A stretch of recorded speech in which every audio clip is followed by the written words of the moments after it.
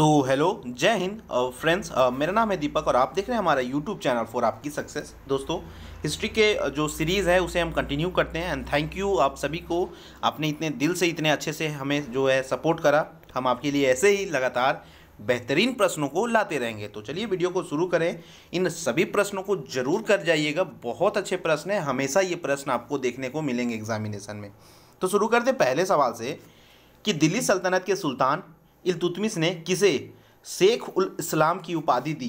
तो देखिए, दिल्ली सल्तनत के सुल्तान जो इल्तुतमिश थे उन्होंने शेख उल इस्लाम की उपाधि किस शख्स को दी थी? तो इनके द्वारा जो है शेख बहाउद्दीन जकारिया को जो है शेख उल इस्लाम की उपाधि दी गई थी। Very important question. Sheikh Bahauddin Zakariya को शेख उल इस्लाम की उपाधि इल्तुतमिश के द्वारा दी गई थी। तो ऑप्शन बी क्या है? बिल्कुल करेक्ट है। नेक्स्ट क्वेश्चन है, किस सूफी सिलसिले की गतिविधियों का मुख्य केंद्र बिहार था? तो देखिए, सूफी सिलसिला के बारे में मैंने आपको जब मध्यकालीन भारत पढ़ाया था तो बहुत अच्छे से डिटेल में बताया था। हर वीडियो में अगर एक ही चीज़ रिपीट करूंगा तो वीडियो बड़ा हो जाएगा फ्रेंड्स। तो आपसे रिकमेंड करता हूं कि आपको रिक्वेस्ट करता हूं कि आप पुराने वीडियोस को देख लीजिए, तो आपके सारे कंसेप्ट जो है अच्छे से क्लियर हो जाएंगे। तो देखिए, किस सूफी सिलसिले की गतिविधियों का मुख्य केंद्र बिहार था? तो फिरदौसी, ठीक है, फिरदौसी सिलसिला जो था उसकी गतिविधियों का मुख्य केंद्र कहाँ था? बिहार था। ऑप्शन सी बिल्कुल करेक्ट होगा। नेक्स्ट क्वेश्चन है कि किसने संस्कृत पंडितों की सहायता से भगवत गीता एवं योग वशिष्ठ का अनुवाद फारसी में किया?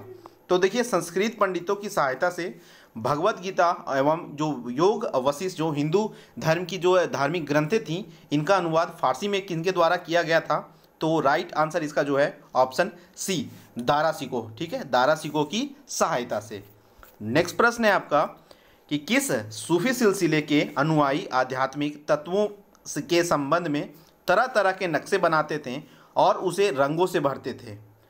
तो देखिए, सवाल पूछा गया कि किस सूफी सिलसिले के जो अनुयायी थे, उसके फॉलोअर्स जो थे, वो आध्यात्मिक जो है तत्वों से संबंध में तरह तरह के नक्शे बनाया करते थे और उसे जो है रंग से भरा करते थे। तो ये कौन सूफी सिलसिले के फॉलोअर्स करते थे? तो ये जो है वो नक्शबंदी सूफी सिलसिला था। उसके फॉलोअर्स जो है नक्शे बना के उसमें रंग भरने का काम करते थे। नक्शा जो बनता था वो कैसा नक्शा होता था? ये नक्शे जो होते थे आध्यात्मिक चीज़ों पे जो है डील करता था। तो क्वेश्चन नंबर 4 का आंसर ऑप्शन ए होगा। नेक्स्ट क्वेश्चन देखिए, निम्नलिखित में से किसे शेख उल हिंद की पदवी प्रदान की गई थी? शेख उल हिंद बहुत ही महत्वपूर्ण पदवी थी, यह किसे प्रदान की गई थी? तो देखिए, शेख उल हिंद की पदवी जो है वह दी गई थी शेख सलीम चिश्ती को। किसे? शेख सलीम चिश्ती। ऑप्शन डी बिल्कुल करेक्ट होगा।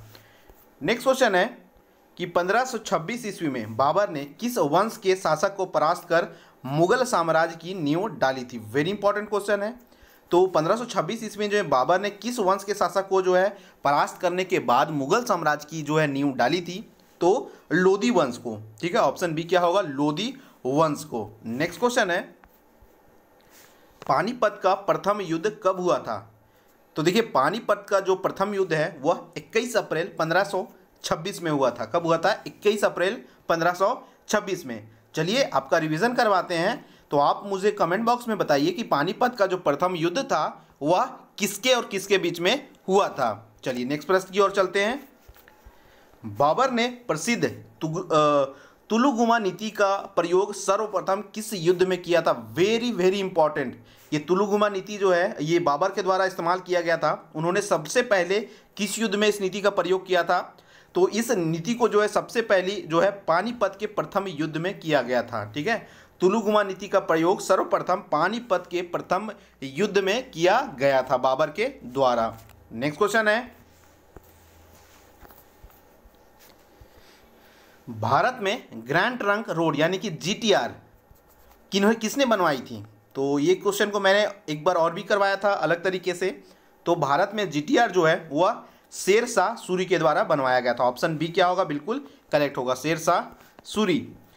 नेक्स्ट क्वेश्चन देखते हैं कि गुजरात नगर की यादगार में अकबर ने किसका निर्माण कराया था?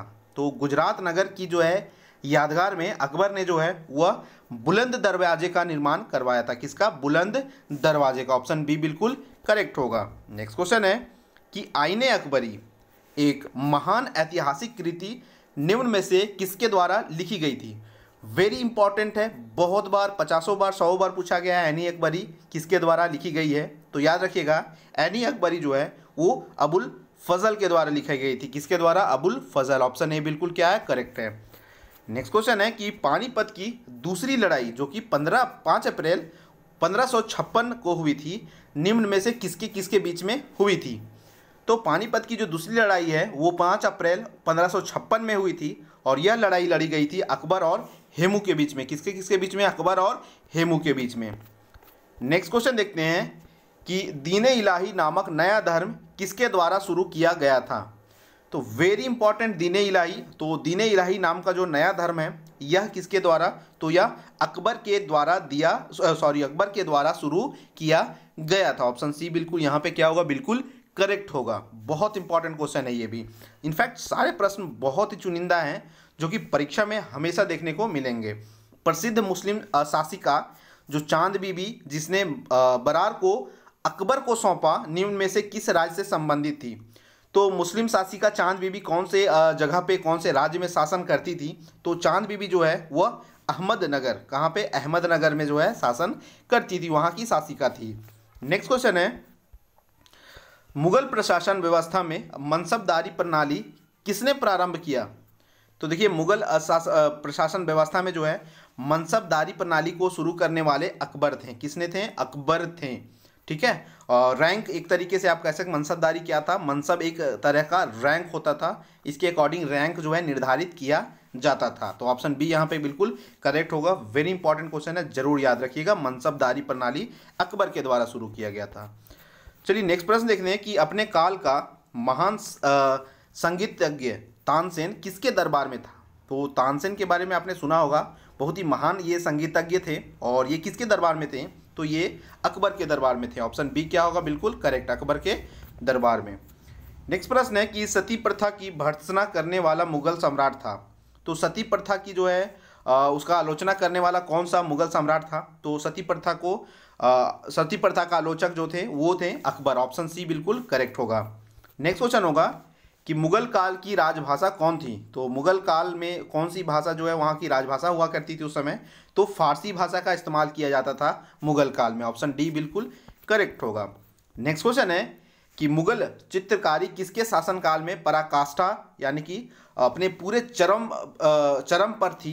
तो देखिए, मुगल चित्रकारी सबसे चरम पर किस समय थे, किसके शासनकाल में? तो जहांगीर के शासनकाल में जो है चित्रकारी जो थी वो अपने बिल्कुल पराकाष्ठा, अपने चरमोत्कर्ष पर थी। तो ऑप्शन सी यहाँ पे क्या होगा? बिल्कुल करेक्ट हो जाएगा।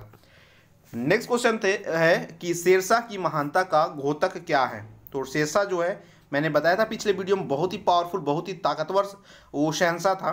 तो इसकी महानता का घोतक क्या है कि देखिए, उन्होंने प्रशासनिक सुधार करा था। ठीक है, शेरशाह ने जो है प्रशासनिक सुधार करा था। ऑप्शन सी यहाँ पे बिल्कुल करेक्ट होगा। नेक्स्ट क्वेश्चन देखिए, हुमायूंनामा किसने लिखा था? तो हुमायूंनामा जो है वह लिखा गया था किसके द्वारा? वह गुलबदन बेगम के द्वारा।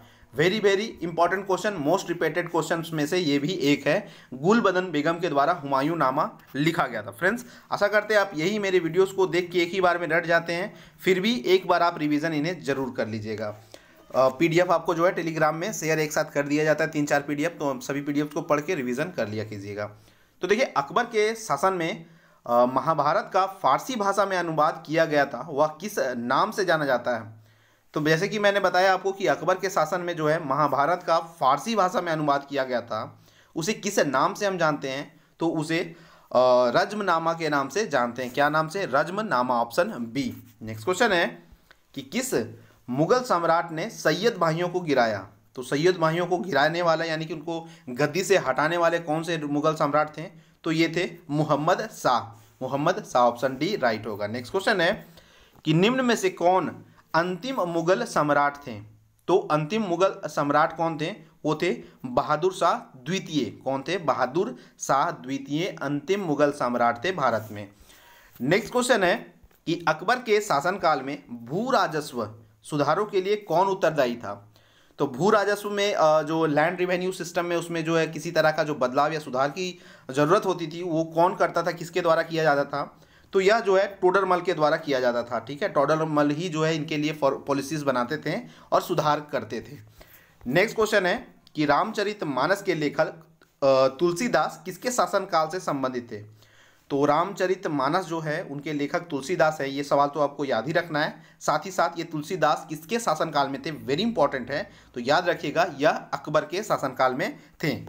नेक्स्ट क्वेश्चन है कि किस युद्ध में बाबर ने जिहाद का नारा दिया एवं युद्ध के उपरांत गाजी की उपाधि धारण की। तो बाबर ने जिहाद का नारा दिया और युद्ध के बाद उन्होंने गाजी की उपाधि धारण की थी।